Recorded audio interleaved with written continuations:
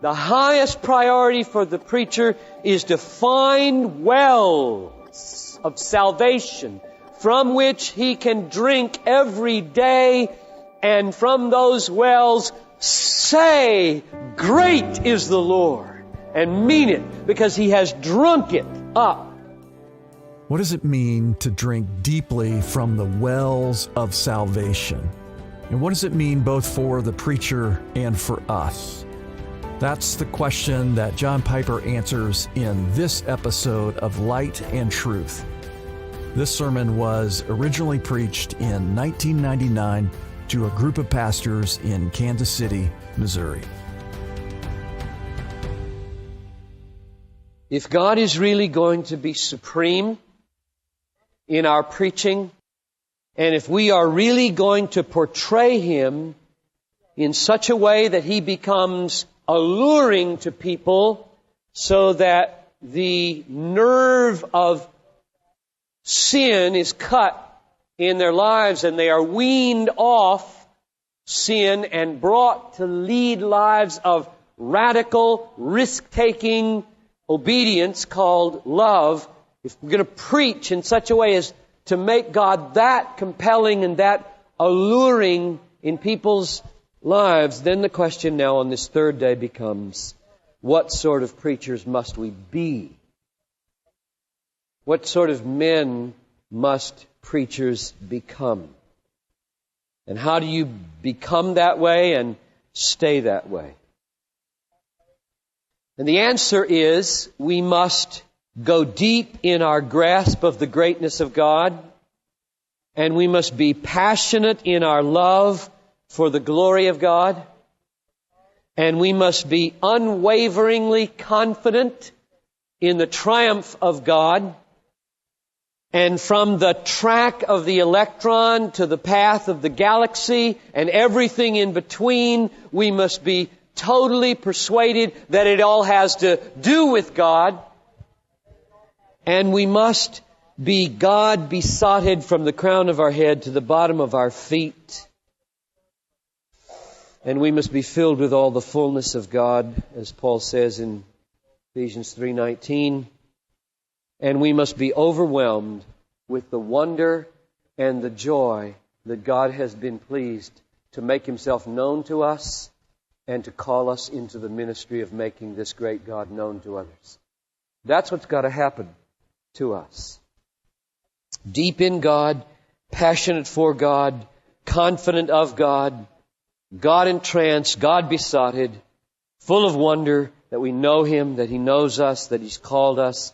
If we're going to portray Him as supreme and luring the last 2 days, then we have to be that way. And the question then for this morning is, how does that happen? How do you become that kind of person? Now, in seminary, and then how do you stay that way and become more that way over the next 30, 40, 50 years? Now, I want to take you to a text from which I will try to draw out an answer. And if you have a Bible, I invite you to open it to Isaiah 12. What I find in this chapter, in these verses, is the source of preaching. You'll have to keep your ears peeled and watch the logic of the sentences so that you're with me in this. So let's start at verse 1. You will say in that day, I will give thanks to Thee, O Lord, for though Thou wast angry with me, Thy anger turned away, and Thou didst comfort me. Behold, God is my salvation. I will trust and will not be afraid, for the Lord God is my strength and my song, and He has become my salvation. With joy you will draw water from the wells of salvation. And you will say in that day, give thanks to the Lord, call upon His name, make known His deeds among the nations, proclaim that His name is exalted, sing praises to the Lord, for He has done gloriously. Let this be known in all the earth, shout and sing for joy, O inhabitant of Zion, for great in your midst is the Holy One of Israel. Now, notice especially verse 3 and its connection to verse 4. I hope that one of the things you pick up from the very method of my speaking is that connections between clauses are rich with theology.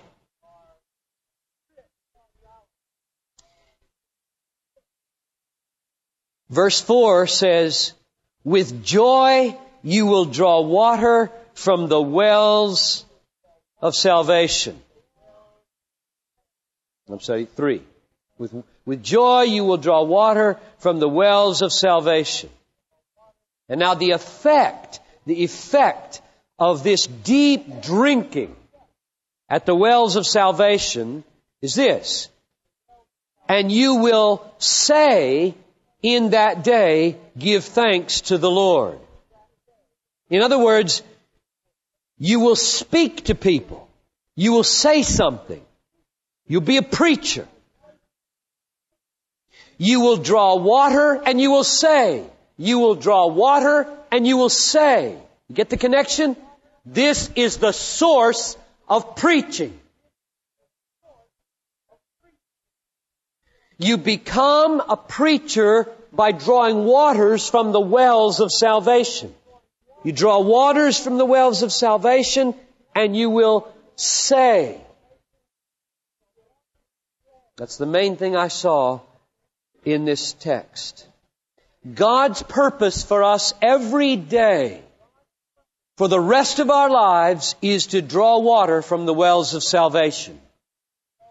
One of the greatest enemies of the pastorate and of preaching is drying up for the preacher. And if the preacher dries up, thousands perish. Churches are destroyed by pastors who fall out of love with God. The ministry becomes mechanical and they get excited about carving ducks in the basement for 3 hours every night.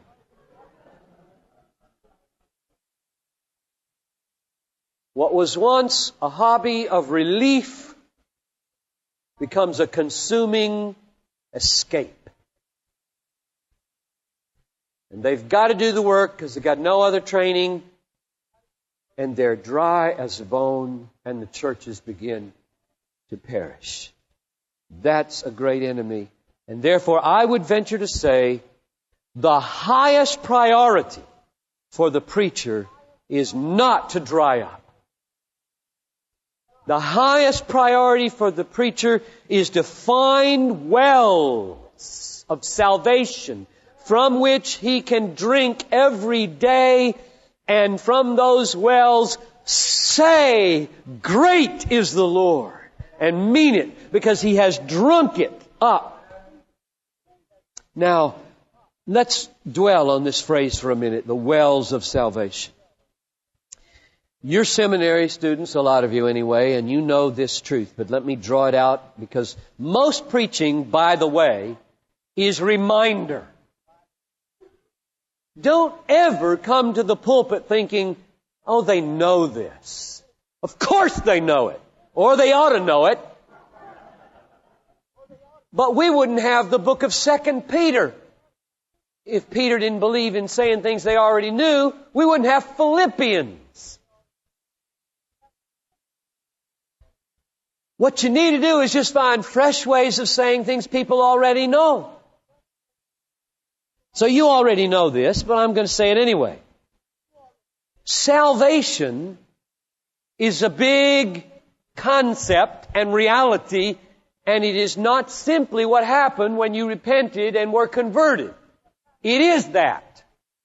Ephesians 2:8. We have been saved by grace through faith. Past. It is done. But Also in the Bible is 1 Corinthians 1:18, is it not?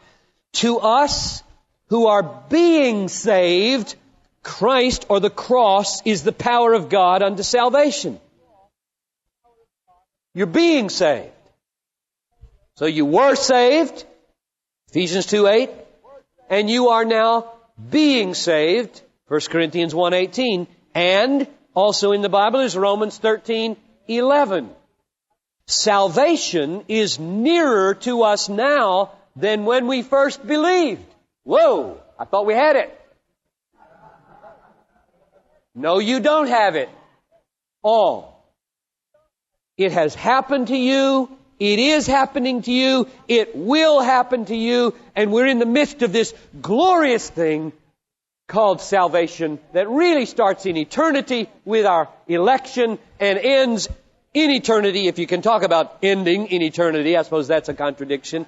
When we are everlastingly made increasingly happy in the presence of God forever and ever and ever. That's salvation.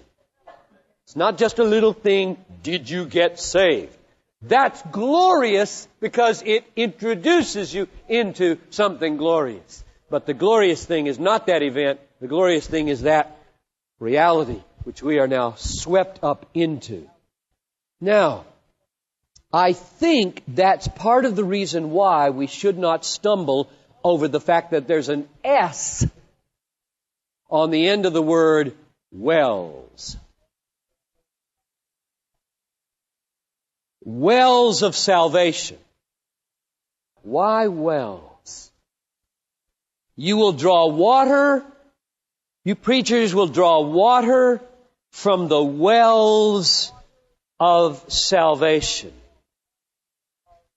Here's my explanation of what's in that. If you're crossing a desert, say from Egypt to the Promised Land, there better be more than one well. There better be a well in Egypt as you get started or nearby. And there better be a well up near the end of the journey at the Jordan.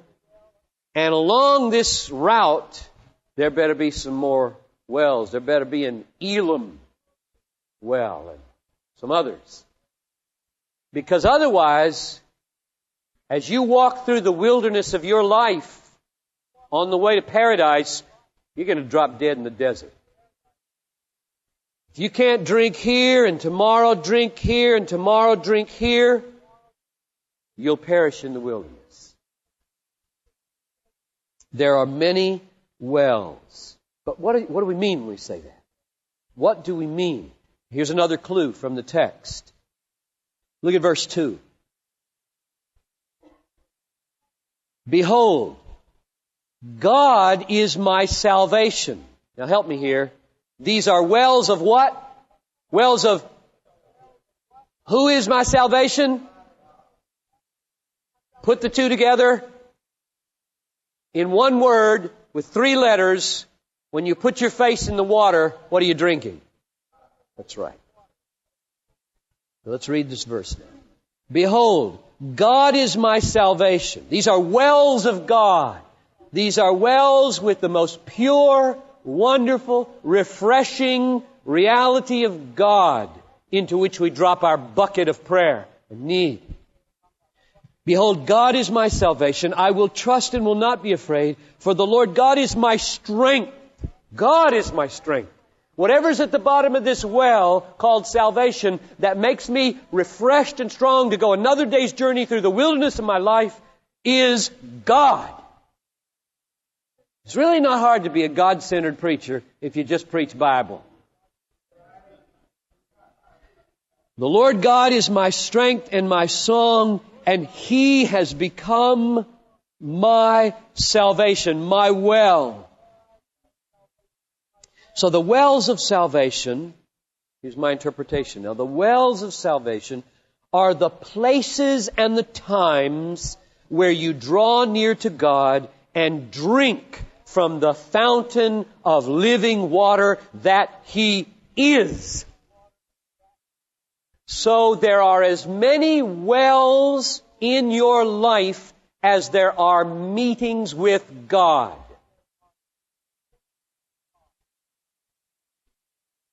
And there are many, I hope, meetings with God, and they can be had in the most horrible places. The emergency rooms, and the gravesides, and the hospital beds, and the counseling offices with your wife, and so on. There are places where God will bubble up for you if you will pause and drink from Him. So salvation is not just past, and it's not just out there at the resurrection. Salvation is everywhere you will dig into it. Dig a well and find it's flowing underneath you, and you can tap into this subterranean, glorious reality of salvation called God. God is my salvation, any place, any time, including right now. If you feel so discouraged you can hardly listen to me. And then I pray God would do that for you right now. So I think our first priority, pastors and burgeoning pastors, is to drink at the wells of salvation every day. That's our first priority. We've got to know this God. We've got to get our faces into the water. Jump in all the way some days, not just face, and bathe and saturate yourself with God and cherish His supremacy. Now, let me draw something else out of this text that may surprise you. There is space between the wells where we have to walk.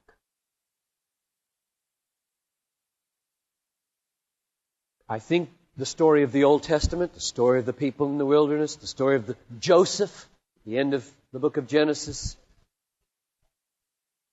What you read off the people of God in the Bible and off the people of God in biography is that there's space, wasteland, desert between the wells. It may be short and it may be long. And in the providence of God, we don't often know why it's short, why it's long, and why it's as hot and scorpion laden as it is. But it's there. I think the lesson I will draw out from this is without that space, not only will you not love the well, but you will not preach from a broken heart to broken people. Suffering is absolutely essential in the life of a preacher. Between the wells and around the wells. God has 1,000 ways to humble us and break us and make us tender. Knock the hard edges off of some of us. And I don't think there would be the serious, pensive, deep strain in the music of our lives if there weren't pain in our lives. Our music, the music that we make in preaching, the music that we make in counseling, the music that we make at a bedside will be chipper. I'll tell you, somebody lying in a hospital bed being told that they have leukemia and they're 21 years old. This is real, coming from my church right now. And they're going to have to try a bone marrow transplant with Brother Matt, and it's only 80% of what it should be. They don't want anybody chipper at their bedside. Thank you. Leave the jokes. Leave the chipper pastoral bounce outside. Show me you have been broken. Show me you've tasted some of this. Speak with a tone of voice and a look in your eyes that shows you've lain here. And if you never have, that may be very hard for you. So, brothers, do not begrudge the seminary of suffering. Don't begrudge it in the marriage. Don't begrudge it with your children. Don't begrudge it with your health. Don't begrudge it with your finances. Thank God He's making a preacher out of you. And a pastor, a shepherd. This is Light and Truth, God-centered preaching to help you see Christ clearly and treasure Him truly. I'm your host, Dan Kruver. Thank you for listening. On our next episode, John Piper will preach on preaching for God's sake, the final sermon in our 4-part series titled God-Centered Preaching. I hope you'll join us. For more resources, visit desiringgod.org.